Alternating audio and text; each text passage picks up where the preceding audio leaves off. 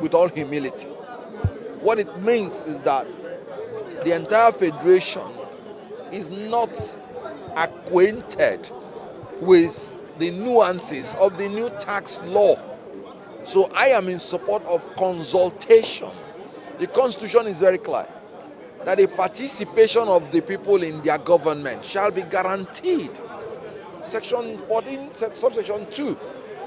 If the people do not understand what you want to do, explain to them for their understanding. You cannot be dictating things to people, because even your good intention can be evil spoken of if the people do not know what you're doing. So I think we should stop saying this issue about northern governors or this and that without prejudice. They are saying it should be withdrawn for more consultation. And it was also adopted by the National Economic Council. So you can no longer say northern governors. Okay, what's the position of the Southeast on this reforms, please? Oh, well, you should ask the Southeast or their spokesperson. So I am, however, Southeast is part of the National Economic Council. So obviously, if you ask me, they are also part of the people that say you should withdraw it for more consultation. But I am not saying authoritatively for them.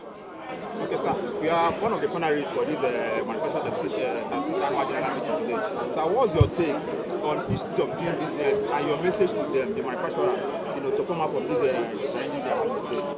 You see, the primary responsibility of any government is the security and welfare of the people.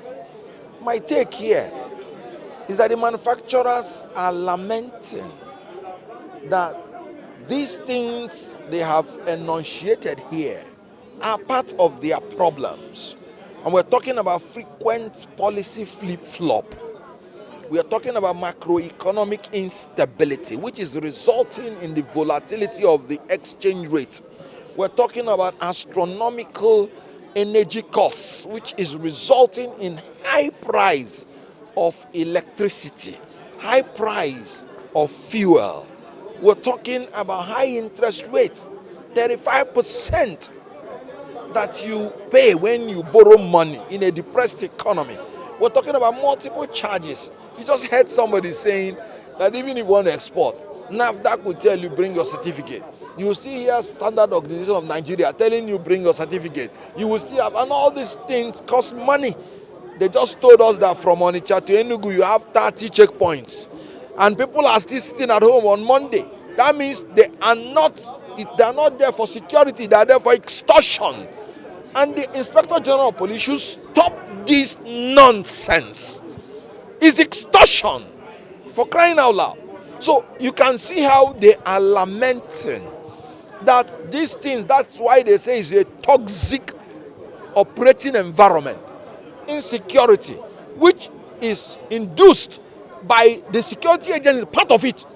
Because how can you say people are saying sit at home, sit at home? Do you think they're sitting at home because they want to sit at home? They're sitting at home because when they come out, they'll be killed.